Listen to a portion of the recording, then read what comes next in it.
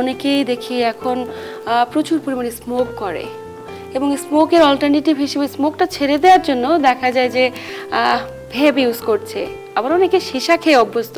তিনি খুবই স্বাচ্ছন্দ্যে বলেন যে আমি তো স্মোক করি না, কিন্তু আমি সীসা খাই, এটা আমার জন্য ক্ষতির কারণ নয়। আপনি বিষয়গুলোকে কিভাবে দেখছেন?